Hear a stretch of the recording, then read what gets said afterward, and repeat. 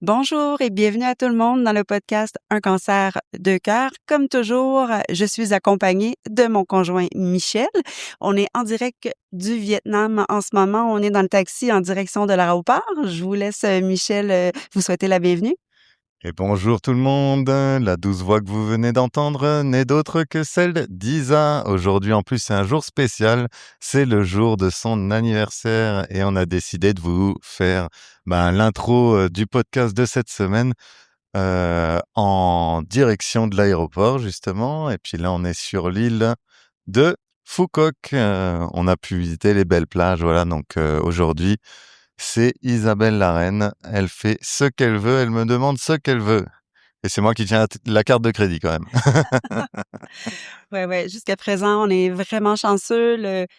La météo est de notre côté, il fait soleil, c'est vraiment magnifique, les plages, qu'on a vues. Donc on a fait Sao Beach, mais une mention spéciale pour, Kem Beach qu'on a fait aujourd'hui, qui est tout à fait splendide. Le sable blanc, l'eau émeraude, translucide, c'est vraiment merveilleux. Il y a aussi Long Beach, qu'on a fait, dans les jours précédents, qui était aussi très, très bien, mais c'est plus, un côté, moins sauvage, si on peut dire, plus, occidental avec beaucoup de monde. Tandis qu'ici, c'est beaucoup plus, un petit côté sauvage, plus discret et très, très, très raffiné, ouais. Vous l'aurez compris, Isabelle est fan de plage Et d'eau chaude. et d'eau chaude, voilà. Tout ça, vous allez vous demander peut-être pourquoi on vous parle de voyage, de plage et tout ça, mais c'est parce que c'est l'épisode de la semaine dernière que vous avez fortement apprécié. Donc merci pour vos écoutes. Qu'il faut continuer à profiter malgré le cancer, malgré toutes les épreuves que vous traversez ou que votre entourage traverse. Et il y a une autre chose dont on voulait parler, c'était un documentaire que une amie m'a fait découvrir et on l'a regardé. On l'a regardé. On C'était l'a sur Netflix? sur Netflix, Ouais. ouais. Scarmenta, ça s'appelle. On l'a dévoré en fait. C'est même pas on l'a regardé. Mmh. Je crois qu'on a fait ça en une ou deux nuits. On n'arrivait plus à s'endormir. Bref. En tout cas, c'est sur l'histoire d'une femme qui fake, qui Ah fake ouais, le cancer, carrément. en gros, qui ment à tout le monde en faisant croire qu'elle a le cancer et à toute sa communauté, et elle leur demande de l'argent, beaucoup d'argent. Donc voilà, on voulait vous dire que nous, on vous demandera jamais un sou, ou alors ce serait pour une autre cause qui sera pas la nôtre, mais en tout cas non, on n'ira pas se plaindre sur les réseaux pour vous extirper de l'argent malhonnêtement comme cette Samantha l'a fait et c'est devenu Scamenta, quoi. Ouais, exactement, mais très bon, à voir. C'est un petit peu, fâchant, frustrant, de voir qu'il y a des gens dans la vie qui peuvent, faire, d'un mensonge comme ça une réussite, financière. C'est horrible, mais bon, ça existe, puis c'est bon pour prévenir, tous ceux qui sont tentés parfois de donner, des sous à un peu n'importe qui sans se renseigner, véritablement là sur, la vérité, dans tout ça, puis de voir si c'est un organisme qui est enregistré aussi, auprès des gouvernements et tout. En tout cas, on vous remercie également pour les avis que vous nous laissez, les notes 5 étoiles. Voilà, on vous encourage à le faire si vous l'avez pas fait. C'est vrai que ça nous aide énormément à divulguer le podcast à encore plus de monde. Si vous avez aimé un épisode, n'hésitez pas à l'envoyer à quelqu'un de votre entourage qui pourrait être intéressé. Merci encore à vous Mmh. pour votre soutien et puis pour vos nombreux messages sur Insta. Ça nous fait très plaisir. Ouais, je sais que je voulais mentionner que dernièrement, depuis qu'on est en vacances, à l'extérieur, du pays, en Asie, j'ai comme délaissé un peu, je poste moins, que je postais, je donne moins de nouvelles, mais dès mon retour, je vais recommencer à vous donner des nouvelles, peut-être faire des petits lives encore, puis éventuellement, Michel et moi, on sera devant la caméra aussi, pas seulement qu'en audio, mais on fera du contenu, plus, plus pas plus intéressant, mais plus vivant sur, YouTube, Instagram, bien sûr. Très important de vous abonner sur Insta, Facebook et tout ça, mais on va vous tenir, au courant dans les, prochaines semaines. Exact. Et puis en attendant, on va s'écouter un petit jingle. Oui, let's go, le jingle!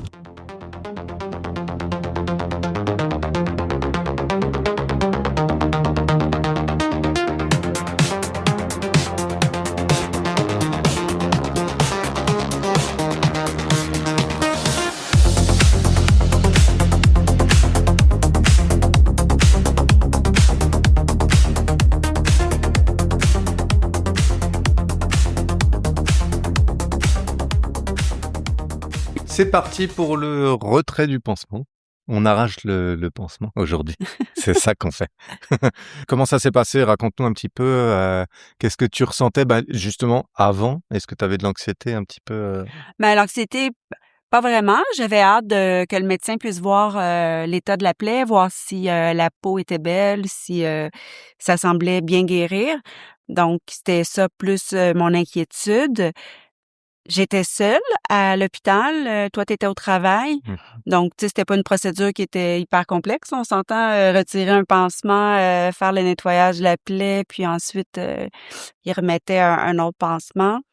Je me souviens que, quand, la chirurgienne plasticienne, a enlevé le pansement puis qu'elle m'examinait, moi j'étais assise, sur la table d'examen, puis j'étais heureuse parce que ce que je voyais de haut, Ah, tu regardé tout de suite? ben oui, j'étais curieuse. Ce OK. que je voyais du haut, ça me semblait super beau. Je voyais presque pas de cicatrices. Donc j'ai dit: «Waouh, le beau travail», j'étais comme soulagée, de ça. Donc, elle dit: «Oui, oui», elle dit: ça semble bien guérir, la cicatrice est belle et tout ça». Donc là, l'infirmière ensuite me nettoie la plaie, remet un pansement, puis je m'en vais à la maison. Mais ce qu'il faut dire, c'est que tu as changé aussi de chirurgien plastique. Oui. Donc, qui s'est occupé parce que pour expliquer un petit peu, tu me dis si je me trompe, hein, c'est toi qui me l'as expliqué. Mmh.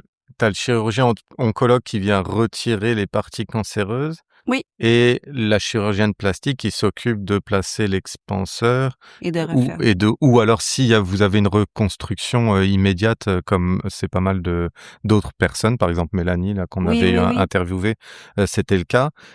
Donc là, c'est la chirurgienne ou le chirurgien plastique qui intervient directement et qui fait la reconstruction. Donc là, toi, c'est la chirurgienne plastique. Mais au début, tu étais pas parti là-dessus et ça me fait penser à une petite anecdote.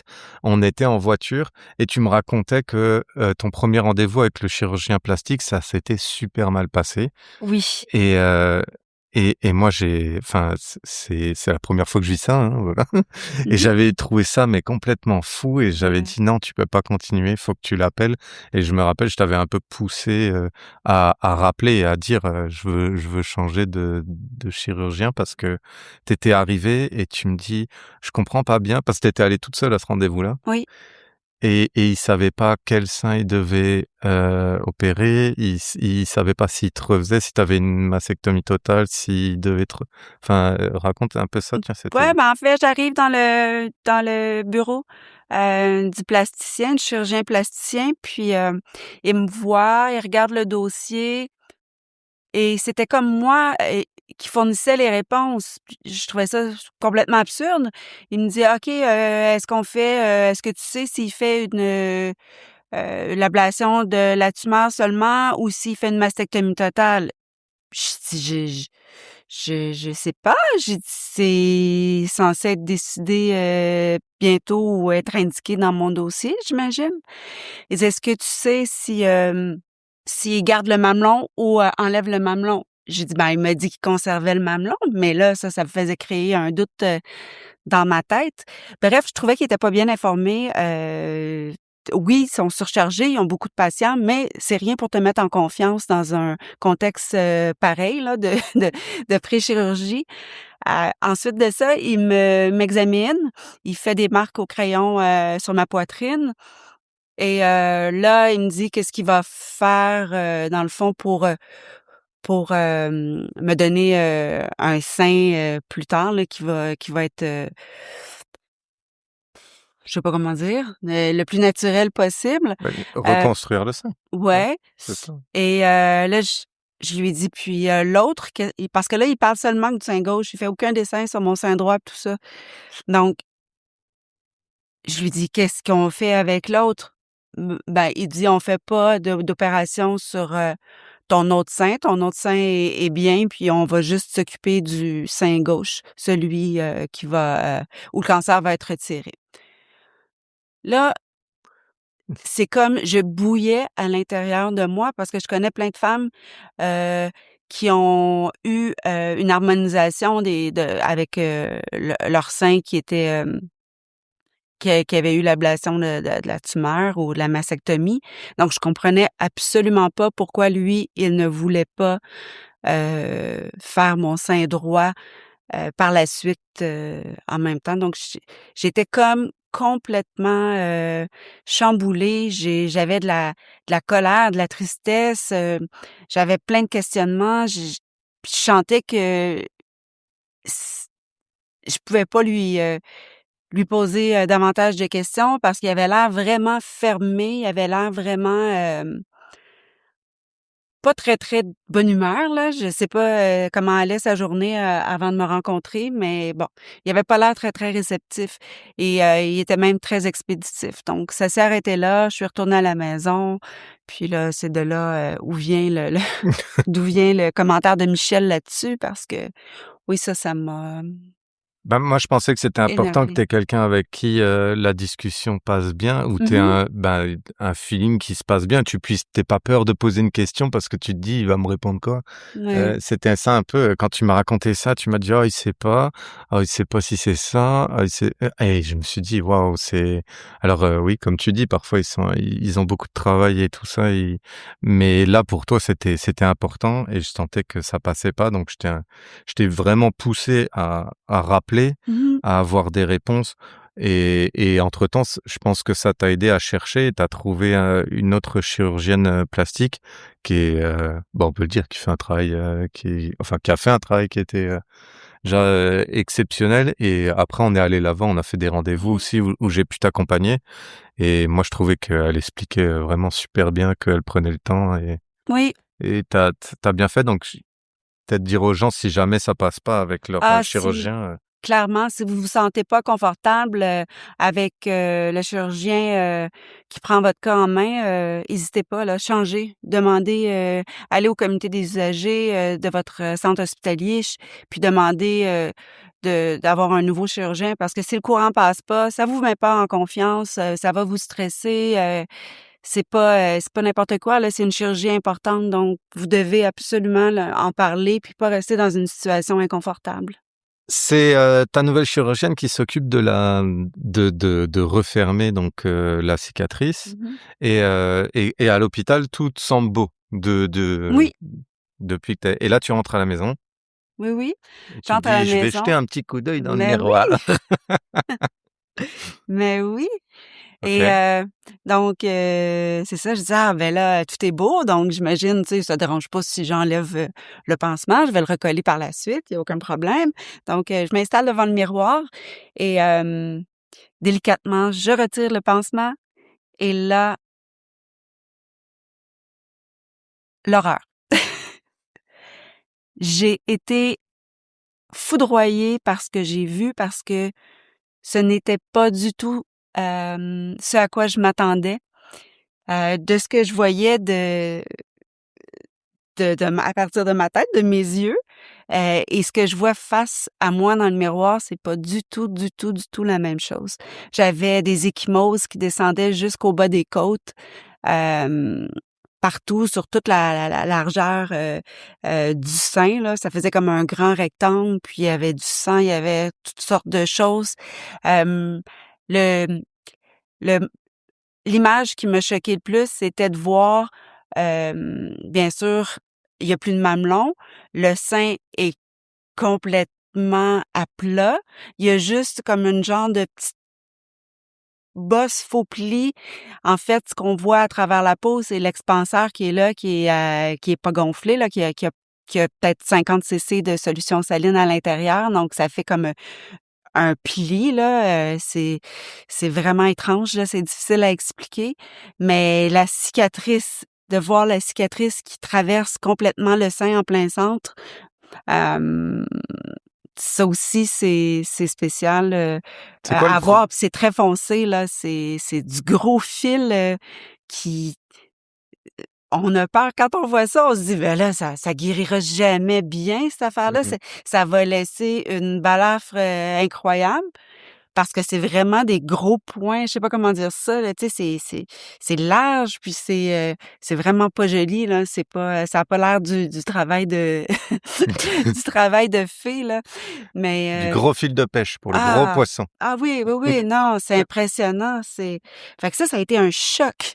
Je ne m'attendais pas à ce que ce soit aussi laid. Avec le drain en plus qui sort, de la cavité, c'était, j'étais perturbée, j'étais complètement, anéantie. Puis C'est quoi le faut premier mot qui te vient à l'esprit quand tu veux décrire ça et que tu vois ça la première fois? c'est laid, c'est OK. c'est laid, c'était laid, comment le dire? T'as envie de toucher? Non, j'ai le goût de pleurer. J'ai j'avais le goût de pleurer, j'ai fait: «Arc!» J C'est comme si c'est là que j'ai réalisé, tu sais, dans un autre épisode, tu me demandais est-ce que avant la chirurgie, est-ce que tu réalisais, tu sais, Mmh. que tu étais pour ressortir de là avec un sein? Mais là, c'est vraiment là, à ce moment-là, que j'ai réalisé, OK, là, je n'ai qu'un sein, là. J'étais complètement à plat parce qu'ils ont enlevé beaucoup, beaucoup de peau, Je vu que sais c'était ouais. je sais que t'avais super peur, bah, par rapport au mamelon en disant, «Bah, tiens, j'en aurai plus, j'aurai plus de seins, je serai plus une femme». Ça, tu Ouais. me le répétais souvent et Ben, surtout que je l'ai su le matin même de ma ouais. chirurgie qu'ils enlevaient le mamelon, Mais donc là, tu ça a été un réalises, choc. tu réalises que c'est définitif, quoi, que c'est pas juste temporaire et c'est ça, un peu? Ouais, ben, on a peur que ça revienne, tu sais, de rester comme ça, même si on le sait qu'il va avoir une chirurgie de reconstruction, même si on sait qu'on a vu plein de photos de femmes, qui ont eu de super beaux résultats puis qui Mmh. sont heureuses dans leur corps par la suite, ben, dans ma tête, on dirait que mon cerveau, lui, voyait que la grosse cicatrice, là. C'était comme si, dans mon idée, je resterais comme ça, tu sais, je voyais pas plus loin, là. Présentement, c'est que ça que je voyais, tu sais. Du coup, parce que moi, bah, tu me laissais pas voir forcément, heu, Non. c'était hors de question et Mmh. tu as pris 1 milliard de photos. Ah oui, Donc à tous les parfois, jours, hein. tu me montrais des bouts de photos et tu me disais: «Eh, regarde ça» et moi, bah, c'était tellement zoomé parce que tu voulais absolument pas que je voie que je voyais rien. Après, je t'avoue que je suis pas, Mmh. je suis pas un grand chercheur de photos de ce style, Ouais. mais mais oui, mais en tout cas, c'est quoi? Est-ce que tu ouais, c'est ça, est-ce que tu réalisais que tu te disais quand même: «Ça va changer» tout ça? Parce que tu le dis, tu dis: «Je sais qu'il va y avoir quelque chose derrière, mais c'est quand même Mmh. trop». Non, c'est pour le moment, c'était tout ce que je voyais, c'était, la cicatrice, puis je voyais pas comment ça pouvait s'améliorer. C'est tellement intense, c'est tellement gros que je me disais: «Ça guérira jamais comme comme les autres, d'après moi, il y a quelque chose qui fonctionne pas. C'est pas normal que ce soit aussi gros que ça», Qu'est-ce qui mais t'a bon. aidé à justement à te dire: «Allez, c'est bon, ça va aller mieux»? Ben, de parler avec les autres, de discuter, avec ma sœur qui était passée par là, avec, d'autres femmes sur les réseaux sociaux. C'est toujours,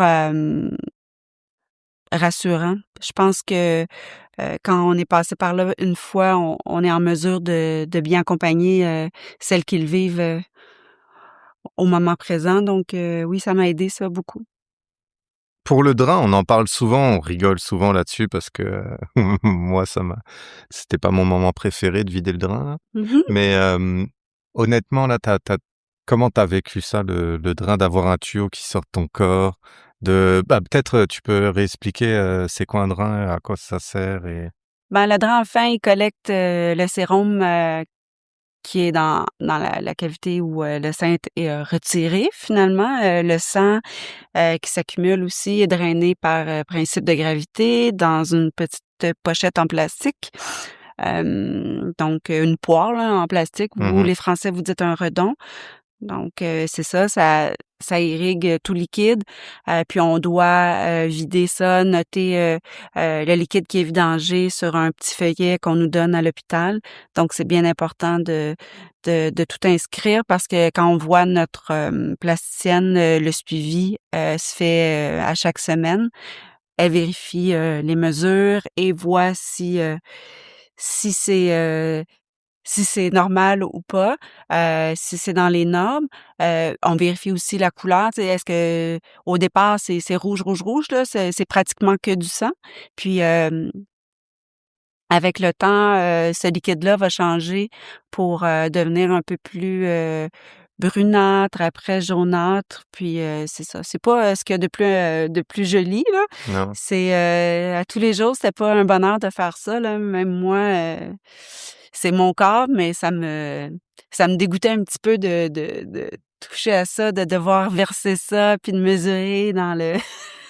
Ah non, c'était pas plaisant.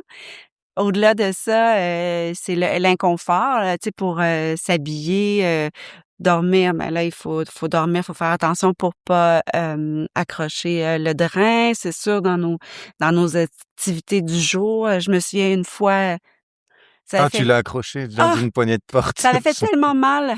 Je me rappelle de ça. Le tuyau s'était accroché dans la poignée de porte de la salle de bain. Ah! Ça a fait tellement mal, je pense que j'ai presque perdu connaissance tellement, la douleur a été vive, intense. C'était affreux. Puis là, après, j'avais tellement peur de regarder, j'étais certaine que j'avais arraché le tuyau. Ouais, tu là, tu me l'as répété un paquet de fois.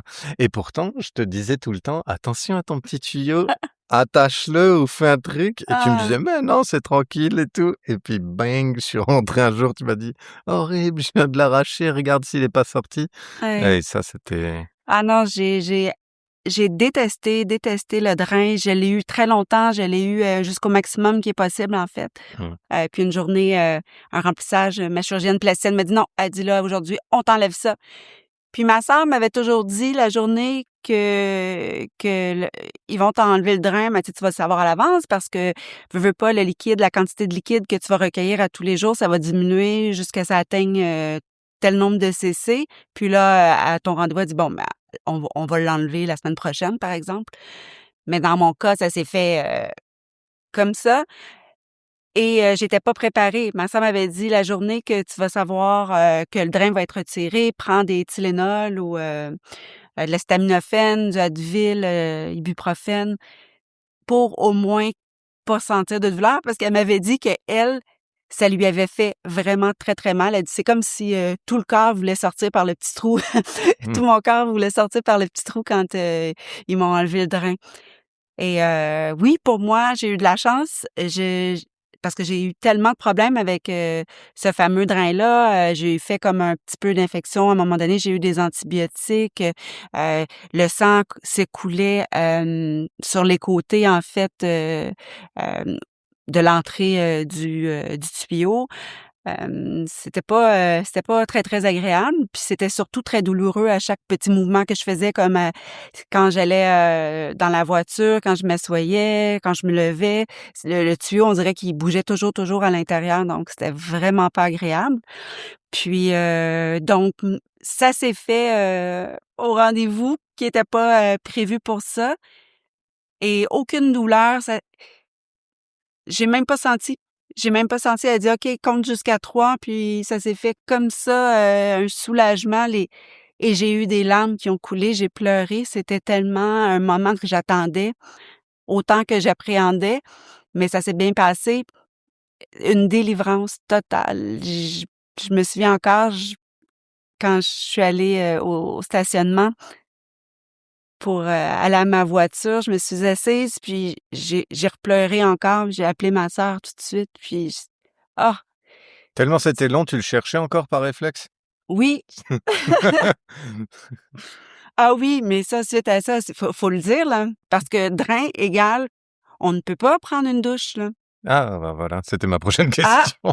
Je te demandais comment tu faisais pour la douche. Les cheveux, tu sais, moi, je suis une fille de douche, il y a des filles qui sont plus, bains. Moi, j'adore les douches parce que j'ai les cheveux longs, je lave mes cheveux dans la douche, en même temps. Donc de pas pouvoir se doucher pendant 6 semaines, c'était super, c'était une épreuve. C'est pas agréable, là, de se laver, Michel, a fait un truc parce que nous, on a une douche pluie. Donc Michel a installé une petite douchette aussi avec un Mmh. Y pour que je puisse au moins avec une pomme douche là, me laver le bas du corps comme il faut. Euh, mais c'est jamais pareil comme une vraie douche. Puis se laver la tête, je le faisais au lavabo. Il y a une fois que je suis allée chez la coiffeuse, mais après ça, je me suis dit, je peux pas tout le temps aller chez la coiffeuse à tous les 2 jours faire laver la. Ça coûte cher. Et c'était plus pratique dans la cuisine. Je te retrouvais dans la cuisine en train de te laver les cheveux. Ouais, c'était. Mais tu sais, avec un bras en plus, c'est ça qui était pas facile, tu sais, Bah c'était oui. parce que je pouvais pas lever mon bras encore, fait que c'était long, là. Mais on réussissait, là, je réussissais à faire quelque chose quand même avec mes cheveux. Tu te sentais dépendant des autres à ce moment-là? Ben, dépendant, pas dans mon quotidien, là. Ouais. Ben, dépendant, non, mais tu sais, tu m'aidais, tu faisais des repas, tu faisais le ménage, ça aidait, c'est certain. Ben, dépendant, non, pas vraiment. Tu m'aidais des fois pour m'habiller, mettre un Mmh. vêtement, un chandail spécifique parce que je portais beaucoup des vestes avec des zips. C'est Ouais. ça vous dites, des zips? Des Oui, oui, fermetures oui, des éclairs, zips. ouais, à l'avant, fait que c'était plus facile. T'as pas dit zip? Tu Non. pas pardon? Non, c'est un message pour les Français, t'inquiète pas. OK. Pourtant, tu l'as vu le film, mais Ah, je me rappelle pas. Je me rappelle pas. c'est dans La vérité si je mens. OK. Hem, OK, il y avait ça, ouais, c'est vrai, t'aider à t'habiller, je me rappelle ça. C'est bien, faudrait le refaire ça me manque. C'était des bonnes parties de plaisir parce que, bah oui, Isa, reste une femme, coquette donc mais essayer, 5 habits différents et puis au final repartir sur le premier qu'elle a essayé au Ouais, début, ça c'est c'est souvent courant. comme ça. Donc l'aider à s'habiller, c'était un réel plaisir. Moi, je pense qu'il y a au-dessus de la pile là pour vous dire, comment je suis, c'est je fais mes affaires ou ce que le premier truc que j'attrape dans le tiroir, ça va être mon habit pour la journée, mais non, avec Isabelle, c'était bien. Mmh. Ça faisait des bonnes parties de plaisir. Ouais. Après pour ce qui est des soins après, parce qu'on t'a enlevé ton drain, Mmh. donc ça, c'était cool, le meilleur jour de ta vie. Mais, au-delà, avant quand même, oui, on a enlevé le drain, mais avant ça, il fallait, quand même changer le pansement. Ouais. La première fois, c'était à l'hôpital, mais ensuite, heu, quand parfois ça arrivait parce que j'avais beaucoup de liquide qui s'écoulait, donc le Ah pansement, oui. le pad, à l'intérieur, il devenait tout, jaune. La compresse. Ouais, la compresse, donc je le voyais à travers, donc on veut pas garder une compresse mouillée, avec du liquide, c'était du liquide cicatriciel, là, je crois, qui s'écoulait. Donc je devais aller voir l'infirmière, j'allais à la pharmacie, je déboursais pour, faire changer le pansement. Puis après ça, elle dit, tu sais, elle dit: «Maintenant», elle dit: «Tu sais qu'est-ce qu'il faut faire?» Elle dit: «Je vais te vendre les produits à acheter comme je lis ici là, une solution saline stérile. C'est avec ça que je nettoyais la plaie, là. C'est un jet qui va, où il y a le drain finalement, puis, l'entrée du drain. Puis c'était important, elle m'avait expliqué, il faut pas frotter, il faut juste éponger pour pas, abîmer, irriter la peau.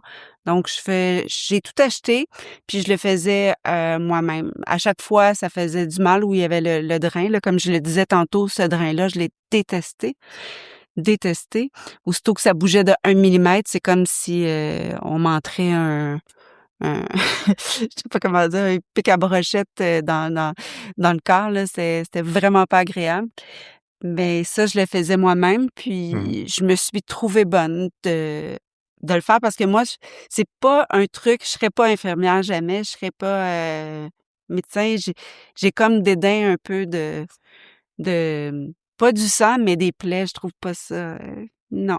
Et par rapport à ton intimité, tu as quand même eu beaucoup de rendez-vous, de personnes où tu montres ta poitrine à, du coup, tous ces professionnels Mmh. de la santé, que ce soit, des hommes, des femmes. Ouais. C'est comment tu l'as ressenti ça? Parce que, c'est pas quelque chose qui est, naturel, on a tous notre intimité et Ouais, puis sur là, d'un coup, tu deviens à chaque fois, ça doit être quelqu'un de différent ou quoi mmh. et puis là, Ouais, comment moi, tu l'as vécu ça? je suis quand même une femme très pudique, là. C'est pas, mon style, de de me montrer, ouais, c'est un c'est un contexte particulier, hein. C'est pas, c'est médical, non. Non, moi, j'ai pas eu de gêne, il faut dire que j'ai pas eu beaucoup d'intervenants qui étaient masculins. Peut-être un radiologue, qui était masculin, mais ça allait parce que, tu sais, on s'entend qu'ils voient ça, toute la journée, plusieurs Mmh. fois par jour. Donc, dans le contexte médical, moi, ça me dérangeait pas. J'étais pas, c'était pas comme si j'étais en pleine rue, puis, je Puis sais pas tout. comment le dire, là, mais dans le contexte médical, non, j'avais aucune gêne, OK. heu, une petite gêne, oui, mais pas, rien qui me rendait mal à l'aise, à un point où, Quand tu allais les je voir, rougissais, là. est-ce que tu avais peur que quelqu'un fasse, tu vois, en voyant la cicatrice, que toi tu trouvais très, très laide et tout ça, qu'il Mmh fasse mh. genre, «Ouh!» tu vois, genre, tu sais, le petit moment où ils te disent: «Ah là, c'est tu vois, c'est moche, quoi». Ben oui, on a toujours peur, on veut le point de vue des autres. Moi, je la vois, ma cicatrice, mais je suis pas professionnelle de la santé. Je la vois dans le miroir, mais avec les douleurs que j'avais, c'est sûr qu'il y a quelques fois où le médecin a dû intervenir là, pour, nettoyer, aller enlever. Il y avait comme des filaments, des petites fibres, c'était comme des tissus cicatriciels qui se formaient à l'entrée du drain, puis à l'intérieur. Donc ça, elle a dû aller couper, tout ça avec des petits ciseaux et tout ça à quelques reprises. Mais sinon, non, ça allait. OK. Et moi, mon regard, la première fois que tu m'as montré ça? La première fois que je t'ai montré en vrai, Ouais? ça a été très difficile, puis ça a pris beaucoup de temps. Ça a pris quoi? Ça a pris, on parle pas de semaines, là, on parle Non. de mois. Ouais, je te confirme. Très difficile, très, très, très difficile. Je me souviens même, que j'ai pleuré. Ouais, j'ai pleuré. J'ai pleuré, mais en fait, quand on a fait l'amour la dernière fois avant mon opération, j'ai pleuré parce que je me disais que c'était la dernière fois que tu voyais, mon corps comme ça. Puis j'ai pleuré la première fois que je me suis nue quand on a fait l'amour, hem, avec, on dit tout le temps: «Gros seins, petits seins». Ça, c'est C'est notre un truc truc pour à nous, des maths. pour dédramatiser la situation, mais ouais, ça c'est c'est comme si, on se met à nu, vraiment, mais même je parle pas physiquement, là, je parle vraiment, c'est comme si tu voyais mon sein, tu avais une porte ouverte vers tout ce que moi j'ai ressenti à l'intérieur de moi par rapport à ce que je vivais, par rapport à comment je me sentais avec ce nouveau physique-là, avec lequel je dois apprendre à vivre à tous les jours, que je dois apprendre à accepter parce que c'est pas évident. Ma physiothérapeute me disait toujours: «Quand tu es dans la douche, touche-toi, touche ton sein, masse ton sein et dans le miroir, touche ton sein, vois-toi toucher ton sein», parce que j'avais une relation avec, ce nouveau sein. C'était comme si, il m'appartenait pas. C'est un corps étranger qui est à l'intérieur, puis des fois, je voulais le faire enlever l'expanseur parce que j c'était comme si ça faisait vraiment pas partie de moi. C'était, Différent. Tu te rappelles de ce que ouais, j'ai dit? très Ça me fait différent. penser parce que moi, je m'en rappelle pas, de ce que je t'ai dit, bah, la première fois que j'ai vu ça ou quoi, mais je pense que j'ai dû dire Tu une toujours connerie du style, «Oh tiens, il y a une différence» ou quoi, tu non, non, non, tu toujours des bons mots. Il me dit toujours que je suis belle. Michel a toujours été un super bon, conjoint, toujours à me faire des compliments, à me rassurer, me dire de pas m'en faire, que tout va bien aller. Non, ça, je crois qu'il y a pas une journée que Michel, me dit pas plusieurs fois que je suis belle.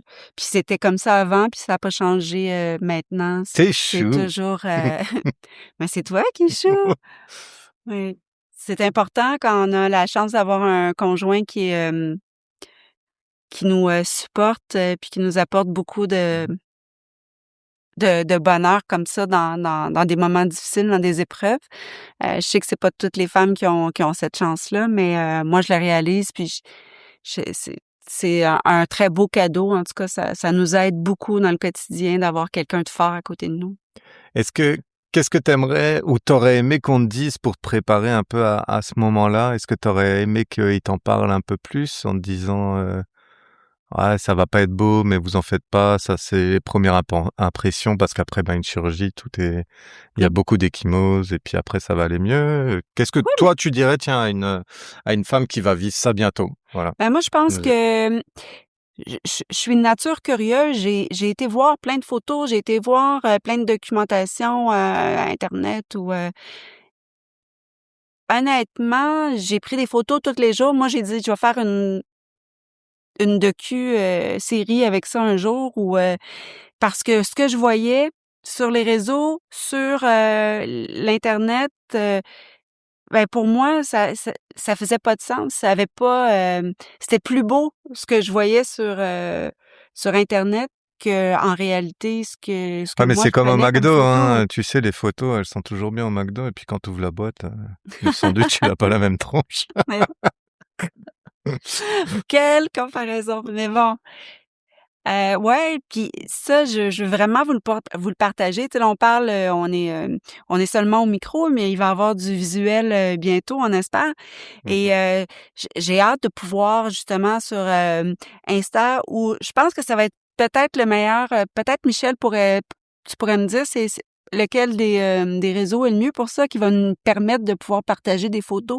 Ben, Insta, oui, c'est ce qu'il y a de plus simple à mon avis Et il parce que accepte des photos de cicatrices puis, ouais. de Bah oui, il y a pas mal de chirurgiens ah oui, c'est vrai. d'ailleurs qui nous suivent aussi maintenant, Oui. avec qui on a discuté, ouais, qui exposent, ben, des cicatrices, Puis c'est pas dans comme le ça, but donc c'est pas faudrait voir. c'est pas dans le but, je ferai pas ça dans le but de créer, de la panique ou, de l'inquiétude ou quoi que ce soit, mais au moins on sait à quoi s'attendre on puis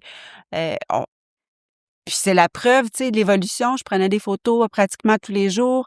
Heu, je vais pouvoir vous dire toutes les crèmes que j'ai utilisées et j'en ai acheté un paquet. J'étais rendue une ah Michel?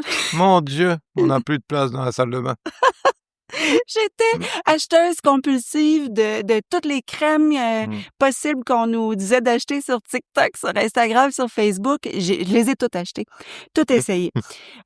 Puis, c'est ça, je pense que c'est important d'essayer ce qui est bien pour notre corps, tu sais, parce qu'encore dernièrement, on m'a donné une crème à essayer, justement à la pharmacie parce que j'avais, à cause des radiations, j'avais beaucoup, beaucoup de picotements, de démangeaisons Des et fourmis? Tu as des non, fourmis? ça mais j'avais des démangeaisons sur mon sein gauche, Mmh. mais c'était pas sur la peau. La peau, il y avait absolument aucun signe, de rougeur ou d'irritation du tout, du tout. C'était comme ça provenait de l'intérieur de mon sein. Puis là, la cosméticienne, à la pharmacie m'a donné une crème, puis zéro, ça a fonctionné zéro, c'était vraiment, à l'intérieur. Donc finalement, j'ai consulté le pharmacien qui m'a dit: «La meilleure chose, c'est de l'antihistaminique», puis ça a fonctionné. Donc tu sais, des fois, les crèmes, c'est pas miraculeux. Des fois, demander conseil à votre, pharmacien, c'est un bon truc, à faire, oui. Et aujourd'hui, tu te sens comment face à ton corps?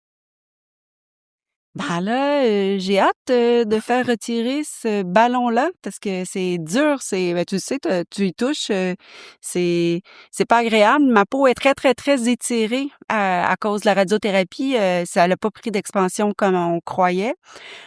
Donc c'est un gros ballon tout dur, sous le muscle.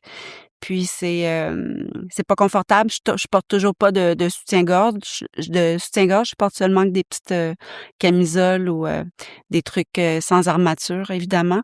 Heu, Mais quand même par rapport, je veux dire au ben, j'ai un gros début. sein, j'ai un petit sein. J'ai quand je vais en vacances ou cet été en maillot, c'est ça, on essaie de combler, on met pas de panne, dans le sein gauche, puis on remplit de 2 3 épaisseurs de pads, le sein droit pour essayer de balancer ça un peu parce que, le sein gauche avec l'expanseur, il est beaucoup, beaucoup plus gros, il est beaucoup plus haut, beaucoup plus rond.